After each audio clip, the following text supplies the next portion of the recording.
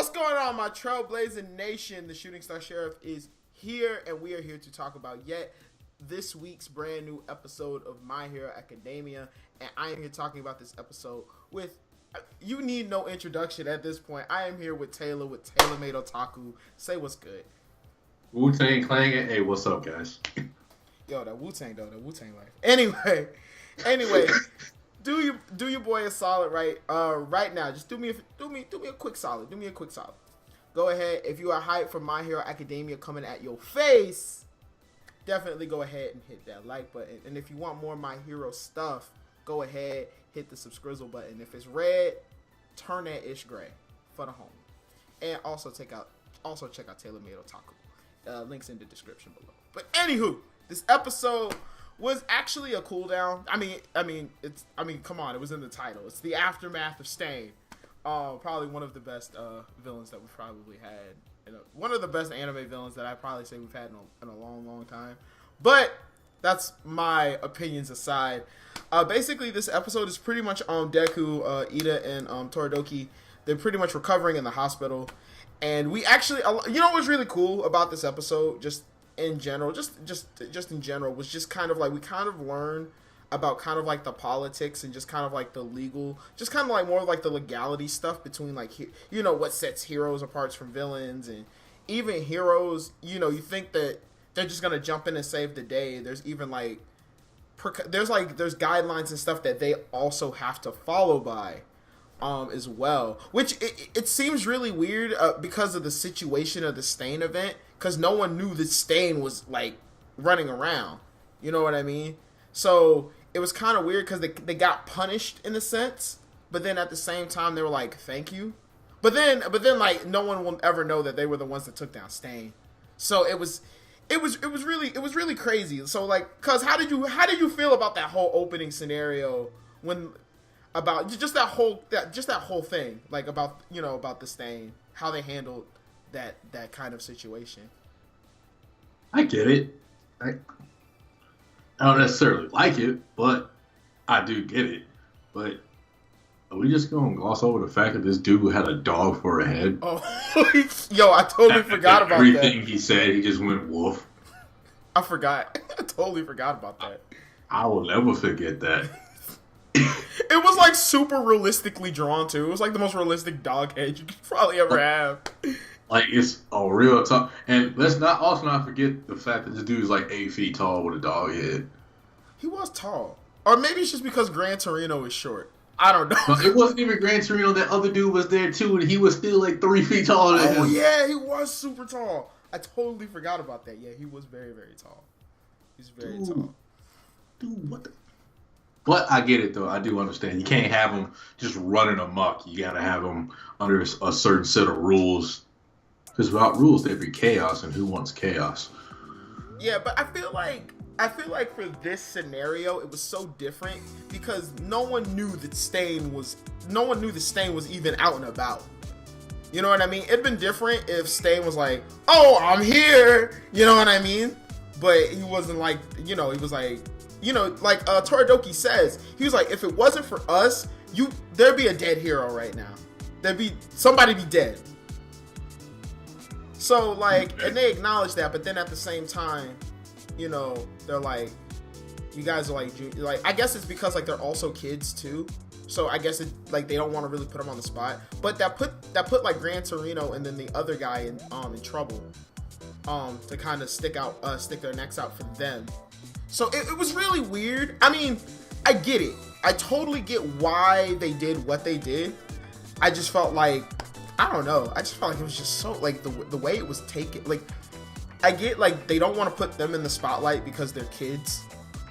But then at the same time, it was just like, the adults kind of had to take the punishment for them, too, as well. I mean, I guess that's life. I guess that's the life of it, but it was really cool to kind of see that. I also want to hear you guys in the comments section. I want to hear how you guys feel about this as well. Do you think it was handled in the best manner? Do you think it could have been handled differently? I really want to know how you guys feel about it. Other than that, in the episode, it was pretty much just kind of catching up with all the other different heroes.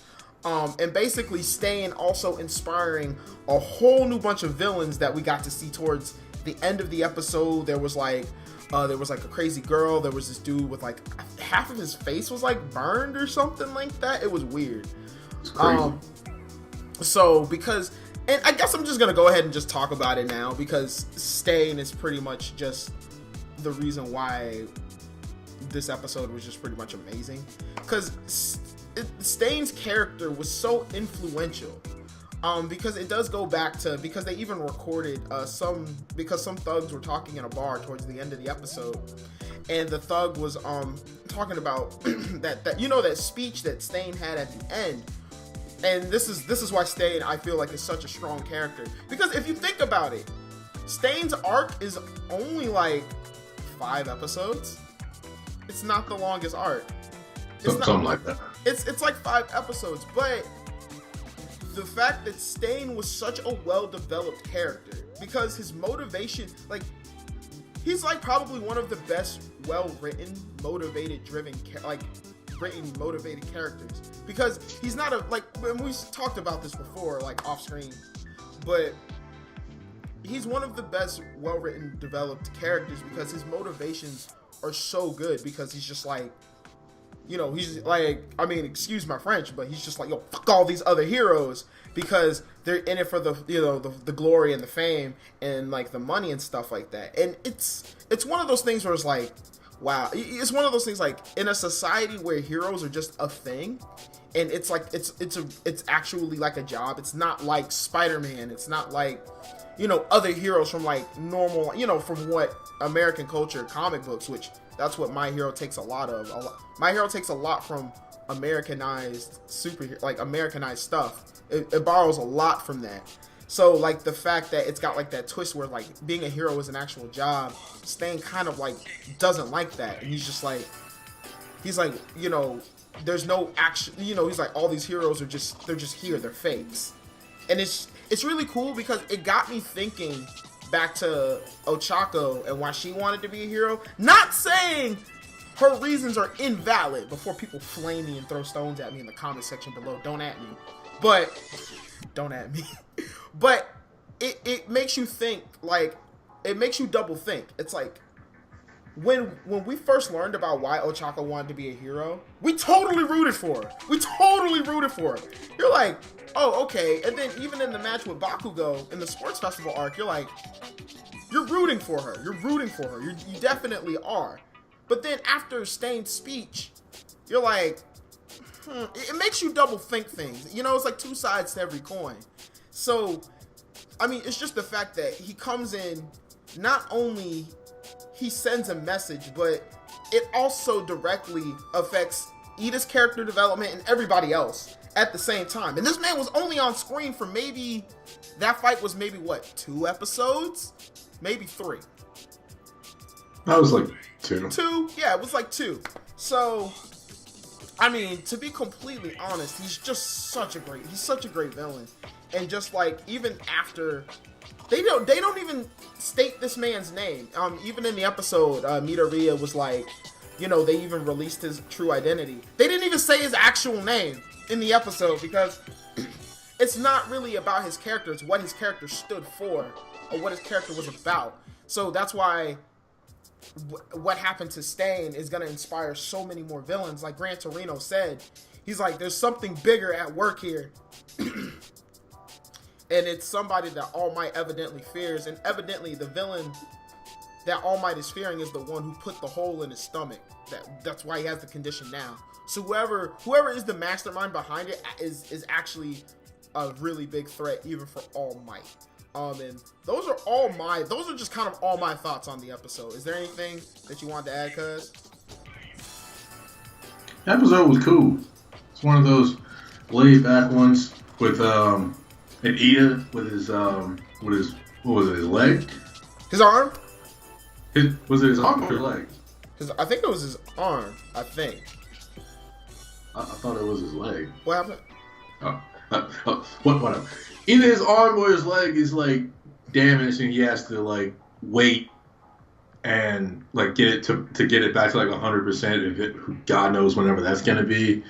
And then Deku's like, I want to apologize because I wasn't that great of a friend before, but I think it'd be really selfish to like try to apologize right now, like of all time. So he's like, well, I got my hand, my arm, whatever it was for Deku. And they're like, yeah, we broke buddies. And then Icy Hobbs over there like, I think this is my fault. Anytime I'm fighting somebody and I use like my firepower, somebody gets fucked up. I think it's a curse. And he just bust out laughing. Like, I didn't know you could tell jokes. He's like, I'm not joking. He's like, I'm not. Yeah, he was like, I'm not joking at all. He's like, it's... and I don't know if whichever hero is with Bakugo is actually getting through to Bakugo. Cause he's just standing there, nice. He's shaking. He's got his hair all nice. He's like, I want to go home. Yo, he's so done with that place. He is done. Like, I'd be done. If I was Bakugo, I would be done with that place too. Like, dog, you don't touch my hair, dog. You don't touch my hair. Did you notice in that scene he was also wearing blue jeans?